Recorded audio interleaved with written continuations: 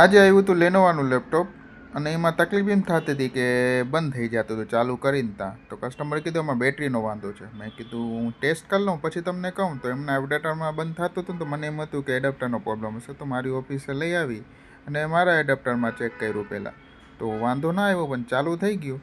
પણ જેમ ચાલુ થઈને લોગો આવે ને ત્યાં પટાક કરતું બંધ થઈ જતું હતું. મેં કીધું આ વળી શું થાય છે, બેટરીનો વાંધો છે કે એડેપ્ટરનો વાંધો છે કાંઈ સમજાતું નથી. તો હું કન્ટિન્યુ ચાલુ બંધ કર્યા રાખતો હતો. કસ્ટમર કે ના બેટરીનો જ વાંધો છે, તમે જોઈ લ્યો, બેટરી ચેન્જ કરશો ને તો થઈ જશે.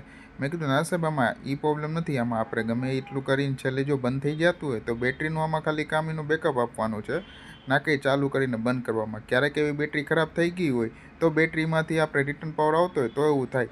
તો કસ્ટમર કે ના બેટરીનો જ વાંધો છે. છતાંય હું ટ્રાય કરતો હતો ને પછી બેટરી કાઢીને મેં ટ્રાય કર્યું તો સેમ ટુ સેમ એ જ પ્રોબ્લેમ થતો હતો. ત્યારે તો ડાયરેક્ટ ચાલુ થઈને બંધ જ થઈ જતું હતું.